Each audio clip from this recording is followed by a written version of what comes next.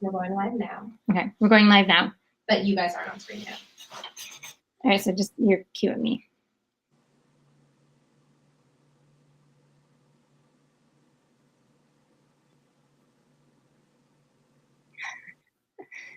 I'm just going to get started. I'll cue you once you're. Okay. You guys are about to be on. Okay.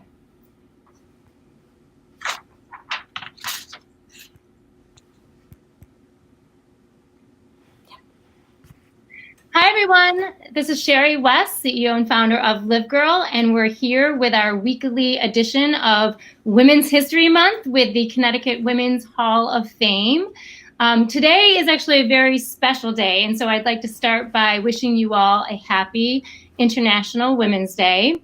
It's a very special time, an important time, because not only is March Women's History Month, but today we have International Women's Day. So it's really an important time for us all to come together and to create more awareness around gender equality. And of course, with Women's History Month, really to shine a light on all of the incredible women who came before us. So today is our weekly edition. We'll be focusing on Marian Anderson.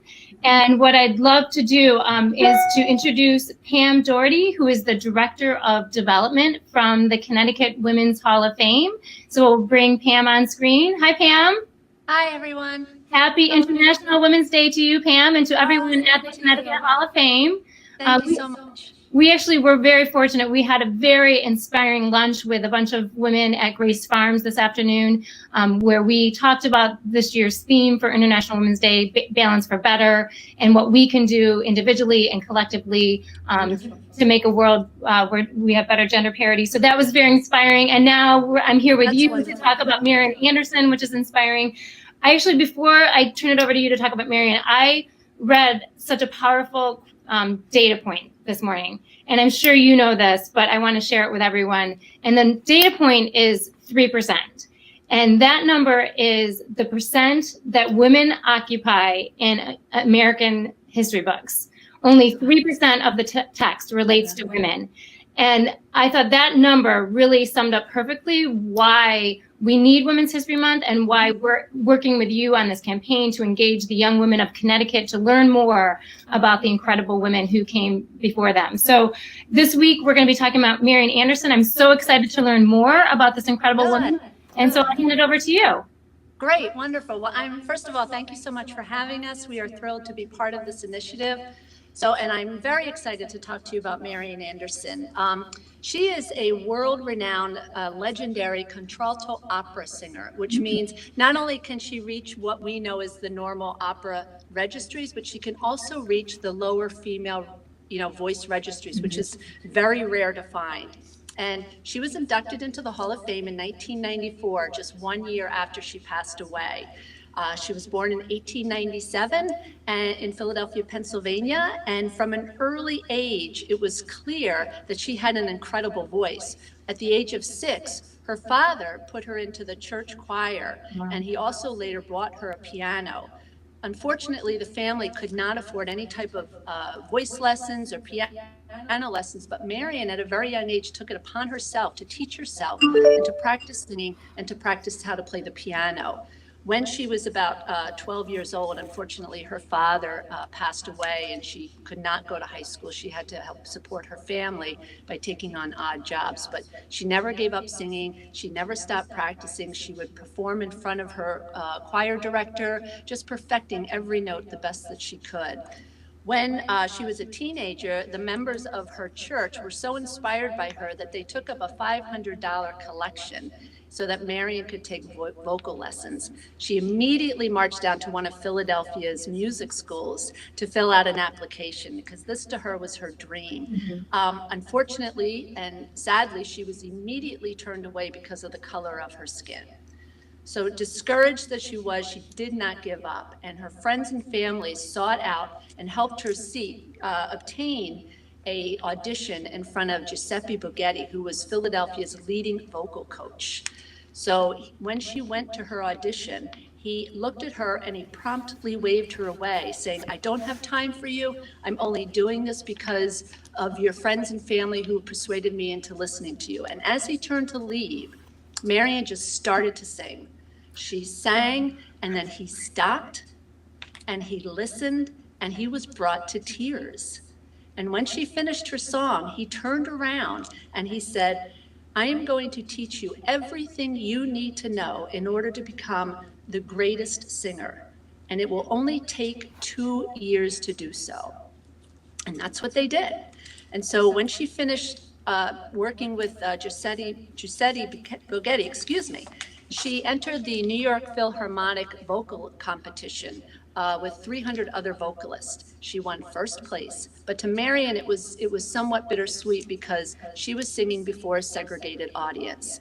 And her whole goal was to sing to more integrated audiences. And when she tried to book venues that held integrated audiences, they were always empty. And she knew she couldn't sustain a career this way. So Marian decided that she was going to spend her early career in Europe, where not only she mastered additional languages, but she was also able to sing in front of more segregated audiences. And the audiences there loved her. They called it Marian Fever. So she spent a few years traveling all over Europe, singing to sold-out crowds. She sang in front of a few heads of states. So when she returned to the United States, she was a star. And she booked concerts around the country, and they were sold out. But it wasn't until around 1939 when she tried to book a concert at the Constitution Hall, which at the time was being managed by the Daughters of the American Revolution. And when her manager submitted some dates, they said they didn't have room in their schedule for Marian. So one of the members of the DAR was First Lady Eleanor Roosevelt. And when she heard that they refused to allow Marian to sing at the concert hall, she publicly resigned, stating in a letter that you had an opportunity to lead in an enlightened way and you failed to do so.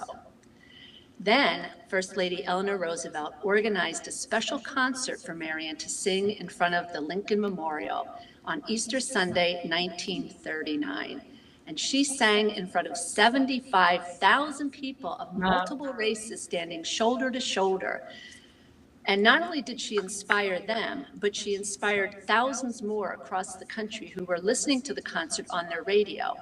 And one young man who was listening later in life said that hearing Marian Anderson sing "My Country 'Tis of Thee" was one of the more formative moments in his life and an inspiration for his life's work. And that man was the future Reverend Dr. Martin Luther King. Wow. So it's amazing how it she not only inspired by singing, and really she just set out to sing. She wanted to be known as a wonderful singer, as a great singer that, would sing to multiple audiences. And so Marian, after that, went on to be the first African-American woman to sing at a presidential inauguration, which she sang at Dwight D. Eisenhower's inauguration. She also was invited to sing at John F. Kennedy's inauguration. And her final first, which is why we also inducted her, among many other things, was she was the first African-American woman to join the Metropolitan Opera. So she not only inspired others by singing, but she also was an inspiration to the early civil rights movement, as well as one of their greatest leaders.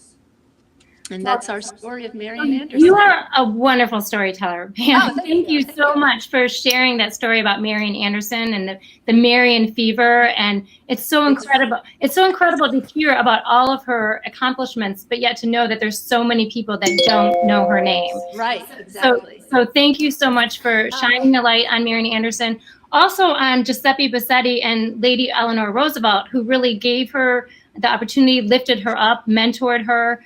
And we need more people to do that. I mean, to look around them and to see those people with talent who need help and who need mentoring and who just need a voice. They need to find their voices, and sometimes people need a helping hand with that. Right. Absolutely. So when you're out, because I know you're out in schools and other public places a lot educating, what do you think is the greatest lesson learned that Marian departs for this next generation of leaders? I feel like if you have a passion for something and it's your life's work, I think what it does is you kind of will find your way in order to break through some barriers and obstacles. And so, to the younger generations, if you have a passion in your life, you'll find a way, you'll create your own path through obstacles and through barriers and through people who say no to you.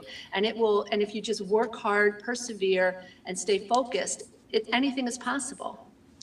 Absolutely. And also to push past no, because Yes. Marian heard no a lot. She did a lot. And she And pushed at a- past no. And at a very young age as well, she did. And she had the support of the members of her choir and her family and her whole community. And when her talent shined through, it was clear that she was destined to do something great. Such a wonderful story, and clearly so worthy to be inducted into the Connecticut Women's Hall of Fame. Yes. So thank you. So I'm excited to now announce the winners of our creativity contest. So as you know, Pam, every week as we feature a different notable woman from Connecticut, we're giving the girls and young women in our community an opportunity to submit something to pay homage to the life and legacy of that woman. It can be anything. It can be a written word, a poem, a drawing, a collage, a graphic design. And I have to say, we got so many wonderful, inspired, creative entrants this past week. Excellent. And we're so excited. We'll be posting all of them to our website and sharing them with the Connecticut Women's Hall of Fame. But we are excited to announce our winners. Actually, previously we had said we'd announce one winner. But Okay. we have this week, we actually have 3 winners because Oh, great. we had so many and we could not decide between these 3 girls. So our winners, and if we hear a drum roll, Okay. are Faith, who is in 6th grade, and Me Sherelle, who is also in 6th grade. Both of these girls are from Warwick Veterans Middle School in Rhode Island. So Wow. they're even beyond the borders of our state of Connecticut, but heard about our contest and submitted a very well-researched collage of Marian Anderson. No, And lovely. yes, it was. I would love to see it. We will share. And our next winner is Nora, who is in 8th grade at Bicultural Hebrew Academy in Stamford. And she wrote a beautiful, exquisite poem. I'm just going to read the first stanza, just so you can get a sense. And then we'll post the entire poem again to our website. But the poem is entitled Marian Anderson's Legacy, 1897. The year an inspiration was born. She was truly a star and was greatly adored. The life she lived to one to remember. Her courage and commitment glowed like ember. Wow. So that's just the beginning of a very beautiful Yes. poem. We And might use that poem in some of our talks. Oh, That would be great. I'm sure Nora would be thrilled to have the Yeah. Connecticut Women's Hall of Fame use that poem. But so congratulations to Faith, Me Sherelle, and Nora and they'll be receiving a Live Girl t-shirt and an Amazon gift card, and we'll get those out to them. And now, Pam, you're going to announce who we're going to be honoring next week. Yes, I am. So first of all, congratulations, girls, and thank you so much for your hard work and submitting those wonderful entries. So next week, we're going to be talking about Ann Stanback, and she was a community activist for the gay and lesbian community and fought for the equal marriage amendment for the state of Connecticut. She's a fabulous, fabulous person, and we're very excited about this. All right, so ladies, you heard it. Ann Stanback, start researching, putting together your creative entrants. Remember, your submission must be emailed to info@golivegirl.org, or you can post to social media, tag us at GoLiveGirl, and tag the hall at Women in CT. And it must be tagged or sent in the next Thursday by the end of day. And we'll be picking another winner on this Facebook Live next Friday at 3 p.m. Yay, fabulous. So thank you so much. I really learned a lot about Marian. I appreciate that. And again, happy International Women's Day to you and everyone at the Hall of Fame. Same to you. Thank you so much. All right. Bye, Have a Pam. great weekend.